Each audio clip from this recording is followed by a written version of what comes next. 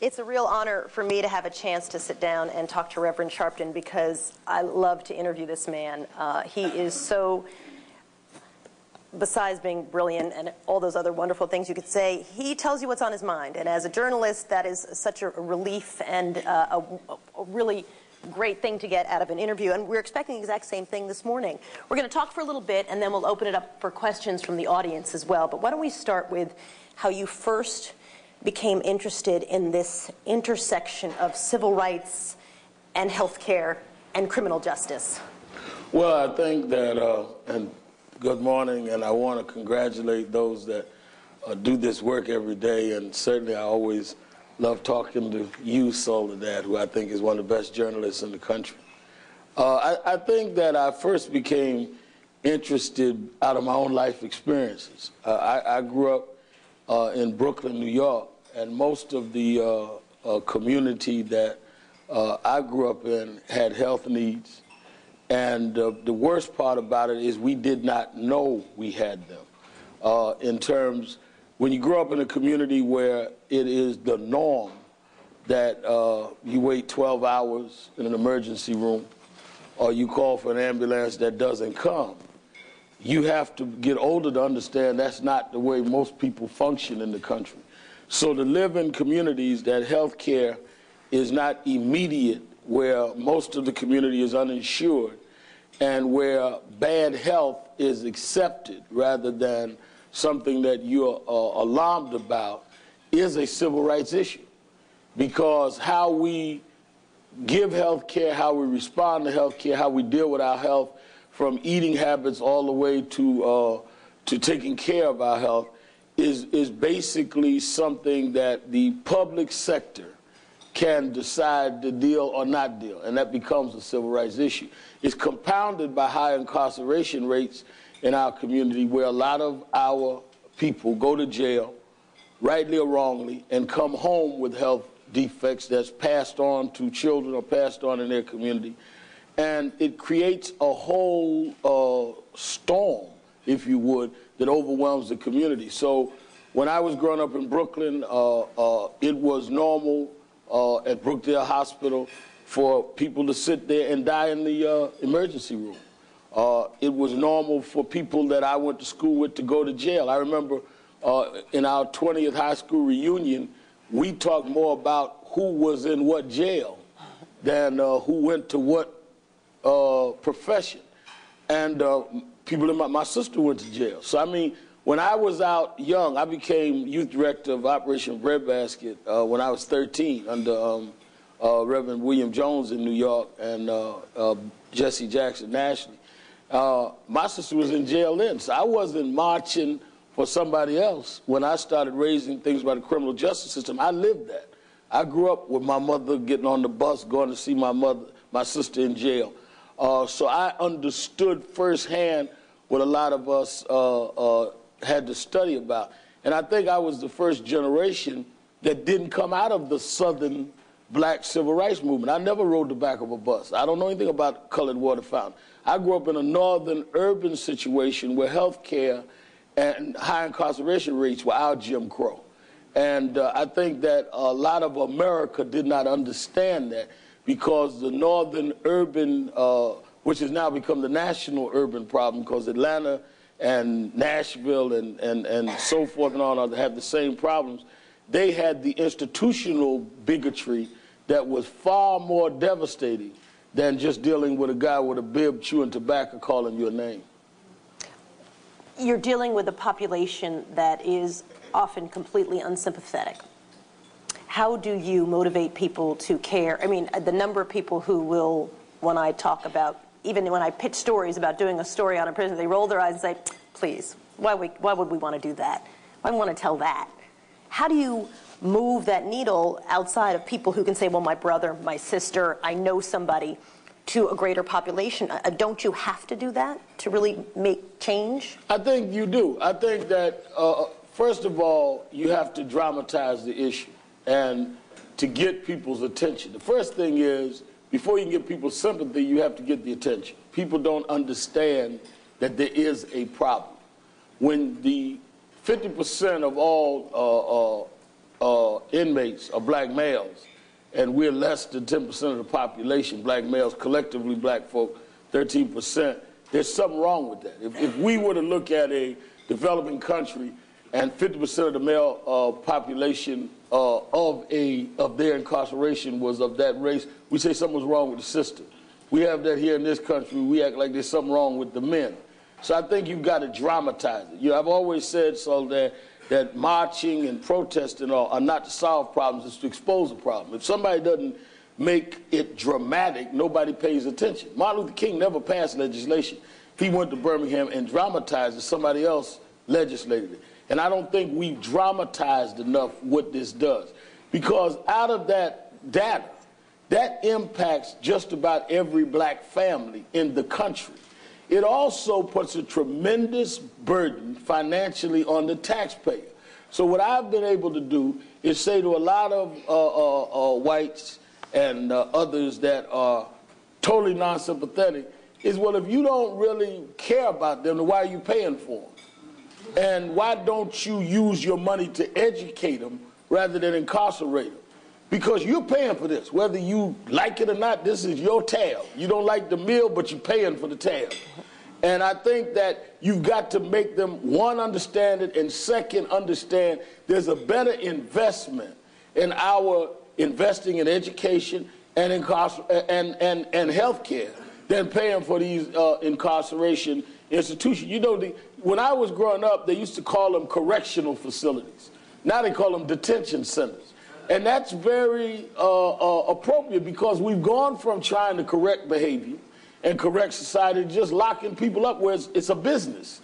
And I think that the taxpayers need to understand when we talk about, even my conservative friends, less big government, well, then we should be talking about less big jails. How do we redeem people rather than just lock them up?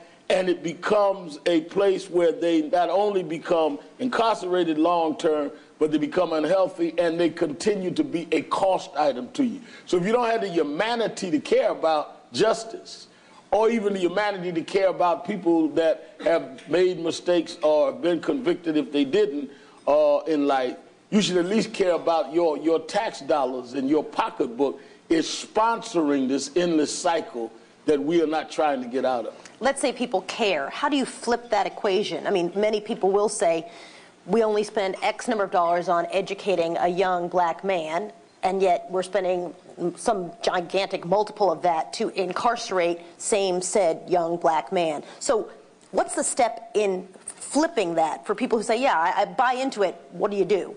I think you've got to put the pressure on the legislators, both on the state, county, and national level. For example, one of the things we're doing right now is dealing with inequality in education. So even when you deal with the education investment, is not equal.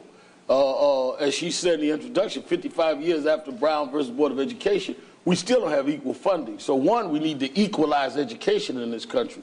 When you have over 50% of black kids in this country not getting a high school diploma, where are we going to get the next Barack and Michelle Obama from if half of black kids today, 2009, not 55, not December, today, half of black kids are not getting a high school diploma?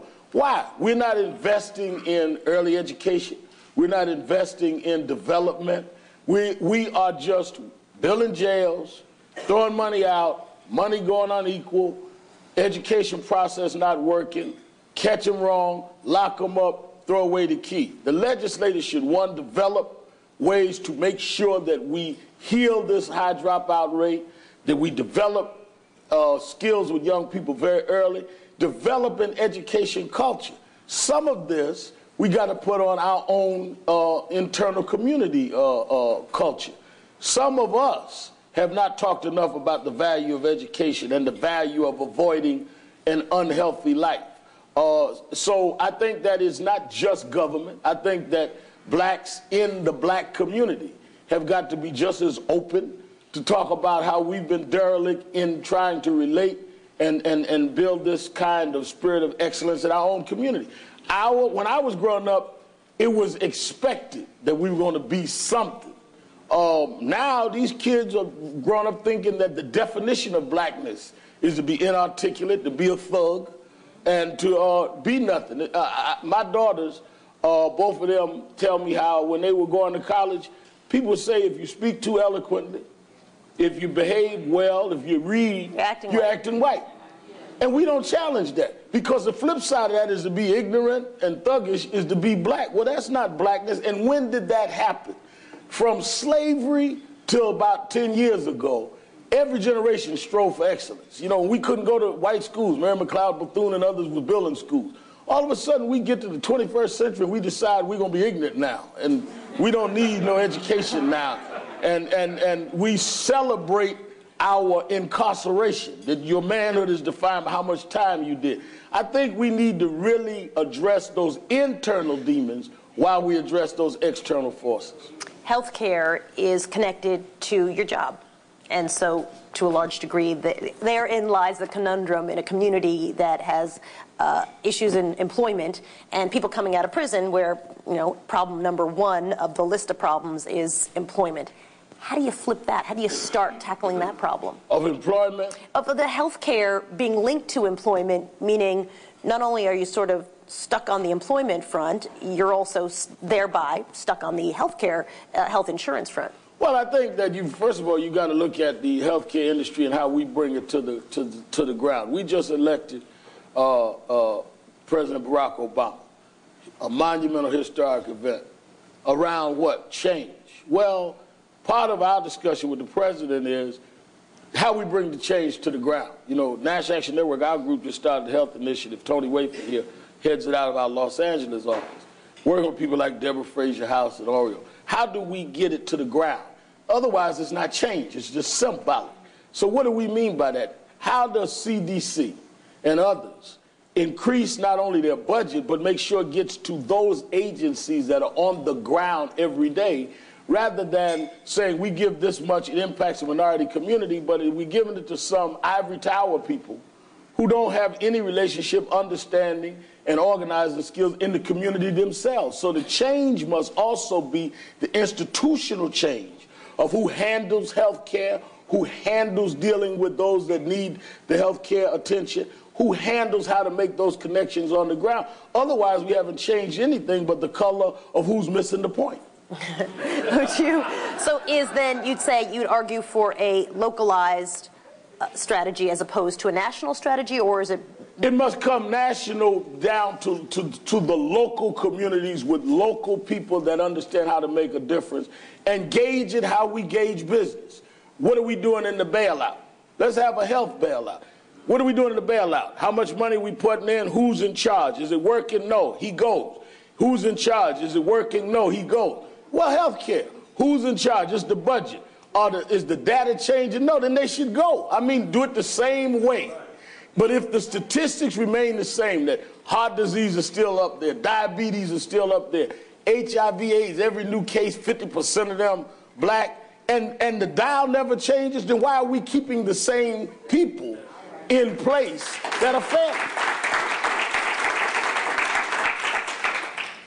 There's a young man we interviewed in The First Black in America named Chris Shern, who we met in San Quentin, and he's since gotten out and he's been working, and he makes $8 an hour. He's out in California. And he took me the other day back to his neighborhood, and he showed me where he used to, sell drugs, et cetera. And he would tell me very straightforward, I made $1,500 a day. And he said, I made that money. I wasn't selling to my neighbors. People here can't afford that.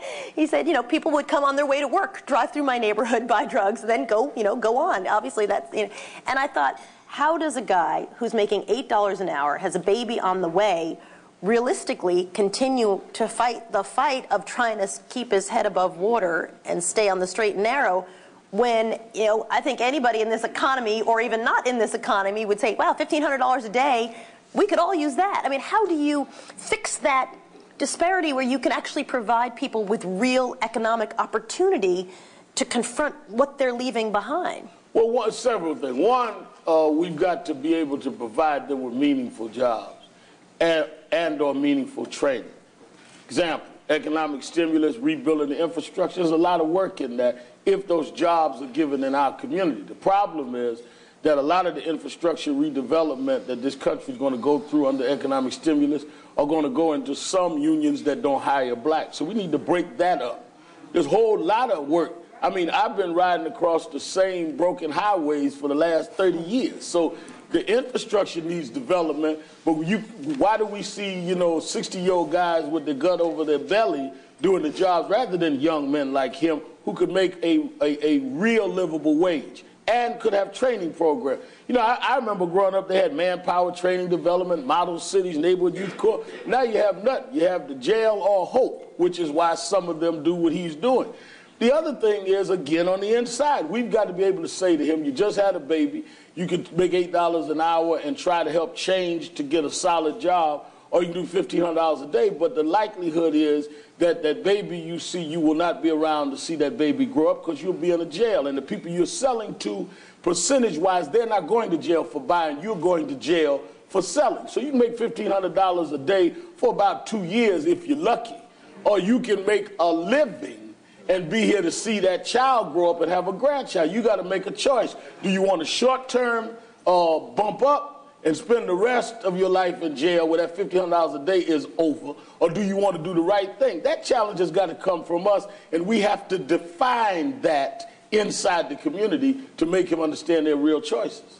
When you look at the prison population, they're dealing, as you well know, with all kinds of health issues, certainly HIV, AIDS, hepatitis C, there's a long list. How do you get people motivated, again, to help a population that a lot of people don't care about? I mean, if you're lucky, they have a relative, a friend, they know somebody, they feel connected. But the bulk of people who don't, sort of feel like, well, why should somebody who sold drugs, killed somebody, assaulted, why do they deserve health care when my own family doesn't get great health care? How do you flip that? Because 9 times out of 10, many of them will come back into the community and become the carriers of the health care problems, defects, diseases that you want to bring the percentage down and want to alleviate. So that becomes your child's husband or your child's wife or friend or someone who dated someone who will date your child. It's not like with the high incarceration rate in America, we incarcerate more people than anybody in the world, that they do not come back into the community and impact the general society. So even if you don't have the morality, you ought to have the sanity to understand these people are coming back to me, especially if you live in communities of color where the percentages of the people incarcerated are so high. You cannot get out of an environment that they will not be in, and whatever they have when they come home, they bring it home with them. And I think that you just got to deal with that reality. How do you flip that mindset? I mean, I was talking to someone the other day about swine flu, and they said to me, this is why we should stop people coming across the border illegally. It's things like swine flu. And I said, that's funny, because my takeaway was, this is why everybody should have access to health care, right, so that I'm not sitting next to someone who's got swine flu. I mean, we came at it from very different, our immediate takeaway was just the really polar opposites. I think that's the problem. I think the problem is that we play the blame game so that we never sit back and say, wait a minute, what do I do in my own space to deal with it? So we hear swine flu, blame game. I mean, you met the person, say stop the illegal person from coming across the border. But we have no idea whether it came from somebody illegal or not, or whether it was somebody even came across the border or not. It could have come from somebody that was very well-to-do on vacation down there that met somebody down there and brought it back. We don't even know where it came from. I heard a preacher on radio say, I told y'all to quit eating pork. That's where swine flu came. I mean, everybody's got their own take on it. I think we've got to soberly start solving problems rather than automatically go to the blame game. How do you what's the first strategy for all the people in this room to work together? I mean, what would you advise to bring people to have a bigger voice and a bigger push to make these changes that clearly we're all in our individual ways working on? Where can we have the biggest impact? I think that the thing that I've always believed is that everyone should do what they do best. You have people that understand how to deal with health care and how to bring that down to the ground, that study that have mastered that, they ought to do that. You have people that understand how to deal with the prison population, that relate to them, how to turn and redirect them. They should be given a bigger voice in the whole penal institution system and how we humanize that and make that effective. You have those that expose it. everybody ought to do what they do. I always have said, I don't expect everybody to do what I do, because everybody shouldn't do the same thing. I don't get mad at people who don't march. I think we need people that do things on the inside. Our job on the outside is to strengthen them and to put attention there. If everybody stayed in their lane, you don't have an accident. The only way you have accidents on the highway is when people start switching lanes and don't give a signal. If you stay in your lane and do what you do, and there's a collective strategy, then we'll have a multi-lane highway that will bring us where we need to go. But I think too often we all try to do different than what we know what to do. We could continue that metaphor and say, yeah, but shouldn't we all be in the same car and overall help the environment and save money? You know, shouldn't some of us be jumping in the SUVs together? I talk to people who work on the ground in No More Victims, and people we're profiling, and they'll say, every day is a fight, not only for the difficult job I'm doing, but for the funding. You know, I got to go out and beg for money and beg for money, and I'm sure everybody, I can see heads nodding, and you think, well, how do you get, you know, the pots of money to be more efficient so that everybody's not out 70% of their time begging for money and 30% of the time doing what they do well? That's why rooms like this become important, because if we sit down and understand that the person that is really on the ground doing the work, their problem is money, the person that's raising the public awareness, that have access to the Congress and the president, then they need to know that, because that's part of what our dialogue ought to be, is why don't these people have the money? If this change that America celebrated is real, then we need to make sure that we test to make sure it's real. If we get down the road 4 years from now or 8 years from now, and we've had a great change, and we've had an African-American president and a lovely African-American first lady, and there's no question about their brilliance and about the significance of their victory, but we haven't moved the dial in health care and incarceration rates, then what did it mean? I remember when I was a kid, Jesse Jackson was older than me, was my mentor. He brought my mother and I to Jackie Robinson's house. And they were all excited. Jackie Robinson, first black to play baseball. I was in the back of the car. It was all right with me. And we went and sat in Stamford, Connecticut. They were all awed by Jackie Robinson. It was nice to me. When we got back, going back, they said to me, you didn't seem all that impressed. I said, because I grew up, there were nothing but blacks in baseball. Willie Mays, Hank Aaron. I mean, it wasn't no big thing to me, because he was the first black. They had never seen blacks play. 40 years from now, whether or not it means anything to our kids about the first African-American president is whether things change in society. If there's no change, it'll be like me looking at Jackie Robinson. That's nice, but what does it mean to me? We've got to use this time to say, we voted for change, therefore we need more money. We need more funding. We need more sensitivity. Let's really make the change. And the change is not going to come from the White House down. It's going to come from us up. And I think we have a president sensitive to it, but we've got to get in rooms like this and plan how we're going to make that happen. That's an interesting and tricky navigation for the first black president. I mean, you heard in the press conference, he's not going to stand up. And I think there was a question about poverty, you know, and the answer was a well-navigated answer to make sure nobody felt like they were left out of the conversation. Right. You know, how do you push a president to tackle concerns of the African-American community when it may not behoove him to, whether it's the first 100 days or the next 100 days, to be the black president? Well, you know, I don't think he has to become the black president. Just be president. And the president has to deal with the reality. For example, our convention, National Action Network, 3 weeks ago, he sent Vice President Biden. And we talked about, in order to heal the problems, all you got to do is say, don't do anything special for blacks. Let's look at the facts. And if we have the special problem, if you're going to be president, you have to especially deal with that. Just that simple. I'm not asking you to become black, just fair. If we're doubly unemployed, you have to have a double effort to heal our unemployment. If we're 13% of the population, and in some states over 50% of the incarceration rate, you have to deal with that. If you don't manage that, you're not being president. So it's not about the black test. It's about whether you're answering the problems of that time. And I think he's far smarter than they give him credit for. He knows how to navigate through a press conference, and there are those of us who know how to navigate to let's solve the problem, and you be presidential, and we'll be whatever we be, and in the middle, let's solve the problem. Last week, I lost one of my friends to a bullet, and I'm slowly watching all of my friends, 16, go to prison. And I'm disgusted by it. Luckily enough, I grew up with a father that was incarcerated, but I was blessed with a mother who is into stuff like this, so she knows what's going on. But I'm worried about my friends who don't know and who don't understand that we are hurting ourselves and think it's cool to sell drugs and think it's cool to be promiscuous or having babies at 16. Like, I don't feel that the youth is getting enough. Like, I feel that this is a beautiful event, but people my age are not getting it, and we are the ones who are coming up and have to deal with this next. Thank you for that question. Excellent, excellent question. I think that's exactly what I'm talking about, that we must connect to those young people. We should be able to say to her that you should be able to go to this agency, this program that's already funded, and help us get young people your age involved. It's not there.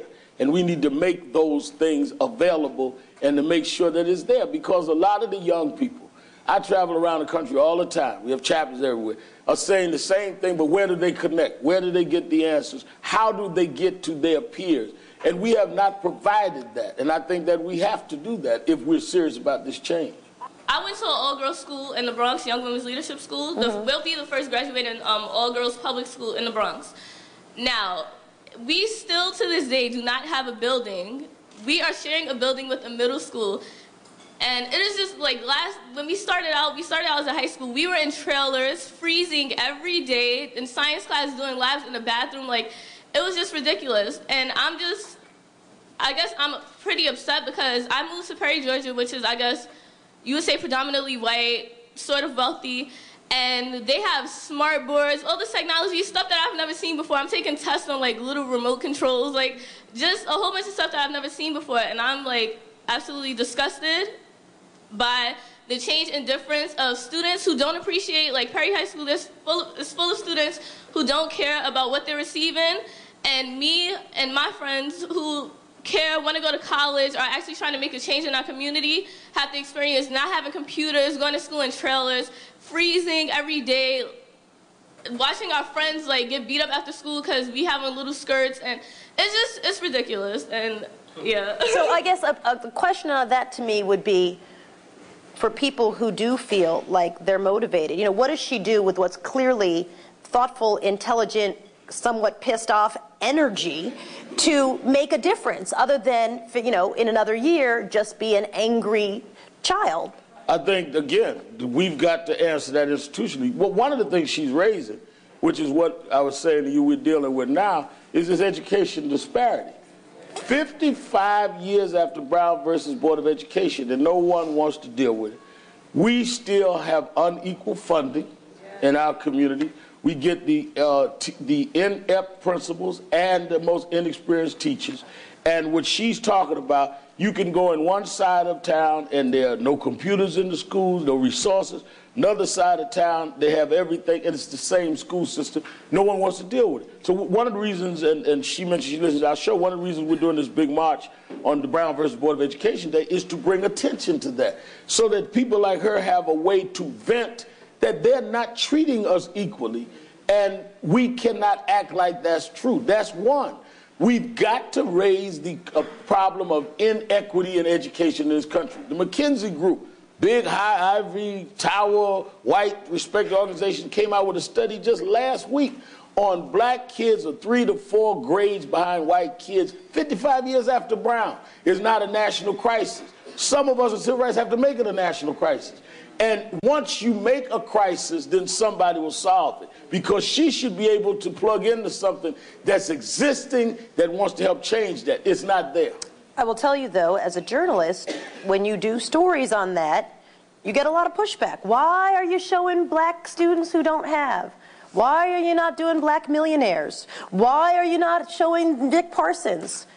You know, you get that. You know, what I'm saying is sometimes there is no glory in showing that story. But it's according to who tells the story. If the story is told by kids like her, if the story is told by people that have always stood out and raised these issues, the Dick Parsons are not going to argue with people like us. One of the reasons why when I got involved with it, the conversation changed, and I even had Newt Gingrich stand there with it, is because they can't argue with, first of all, a black millionaire is going to argue with me because I'm going to tell the black millionaire that you got yours, you ought to be helping us. It's a different conversation. And I think that we've got to change who's in the conversation. Good morning. My name is Fred Wright. I'm the president and CEO of the Lorain County Urban League, which is located about 25 miles west of Cleveland. And I've had the good fortune this last year or so to implement a project called Save Our Sons, in which we are working with the Morehouse School of Medicine and Community Voices to deal with African-American male health issues around diabetes and just the overall health issues. And it's been a pretty successful program. We had 42 men go through the project. It was supposed to be a 6-week project, but we stretched it out to 4 months. But what I'm concerned about, one, is African-American men and their health issues, and minority men, because the life expectancy is only a shade under 67 years of age because we don't take care of ourselves like we should. But the other thing in the reentry mode is that the folks who are coming back from prison have especially a tough time because employment is one of the key issues. And you know, they come back, if they have a felony, they have a strike on their record, it's very tough for them to get employment, so they go back into the cycle. Reverend Sharpton, do you have any ideas of how we can deal with this issue of kind of clearing the path for them to be able to re-enter into the community and start a constructive life and get employment and get housing and things that they need to be productive members of society?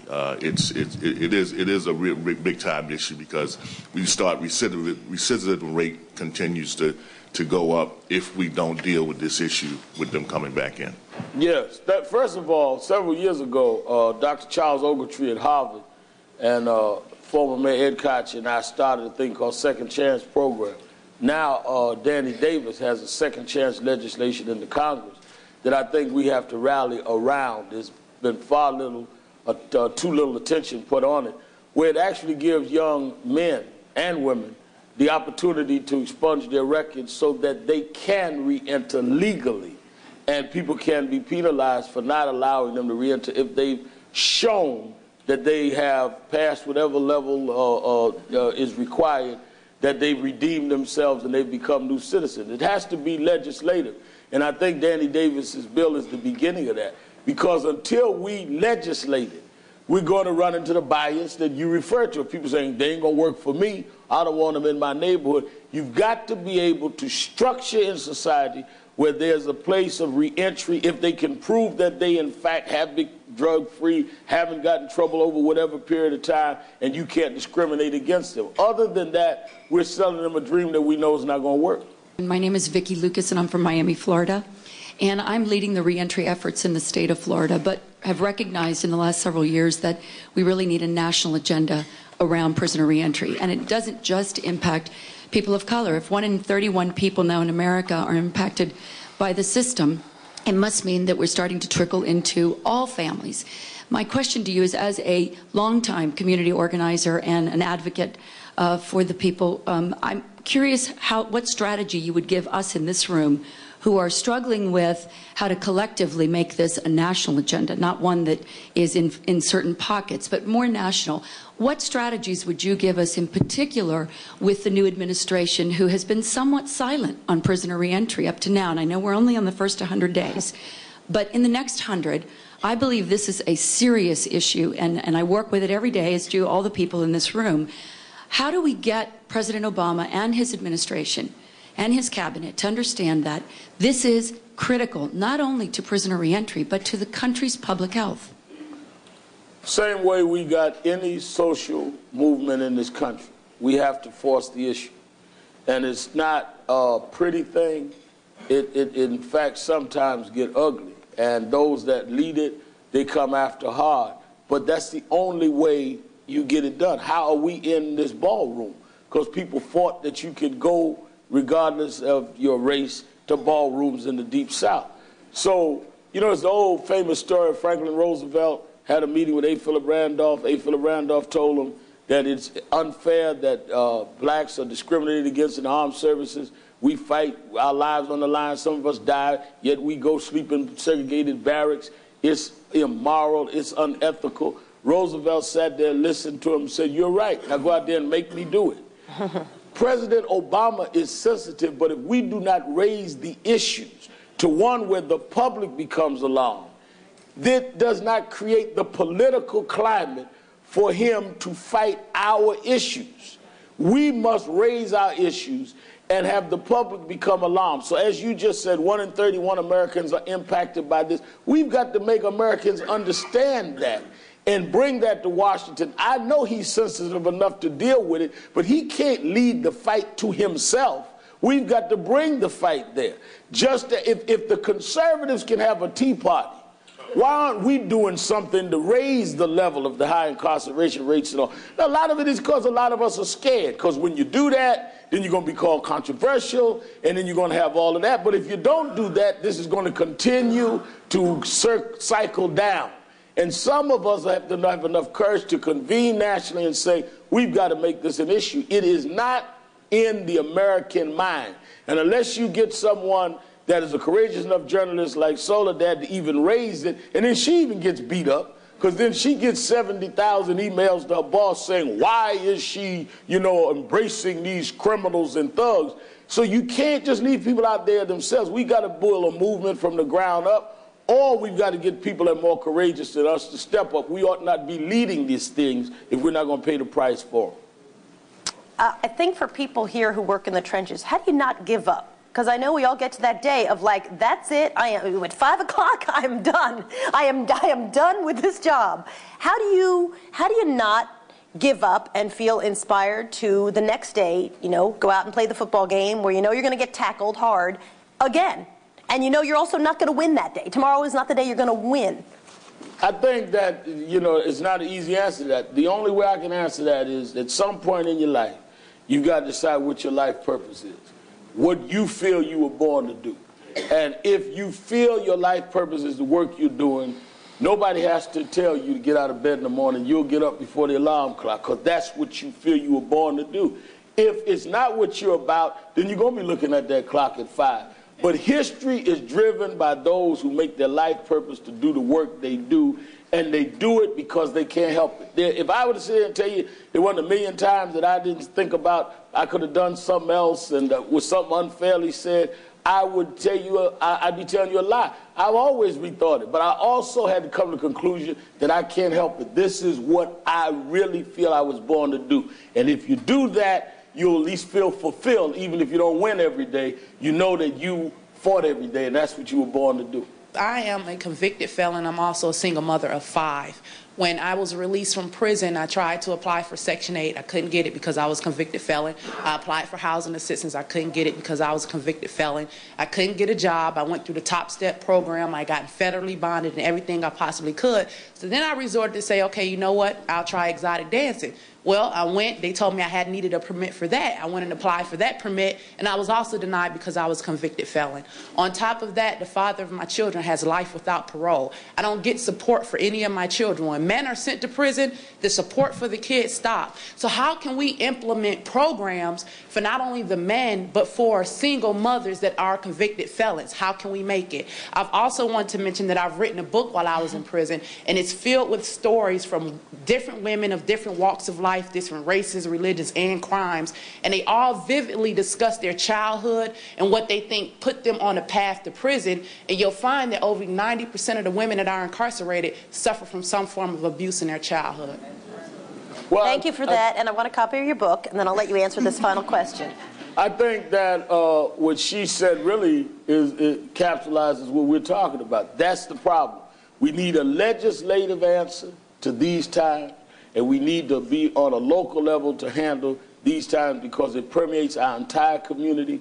And we can all, grab hands and sing Kumbaya when we went across the bridge 40 years ago. There are bridges we have to cross now. We call this the Joshua generation. Well, Joshua had to cross the Jordan. You didn't get across the Red Sea with Moses into the Promised Land. There was one more river to cross. And if we can't cross this river of how we deal with this high incarceration rate and these health issues in our times, then we're not the Joshua generation. We're the wilderness generation that can't figure our way out of this. Reverend Al Sharpton, thank you. Thank you. All right.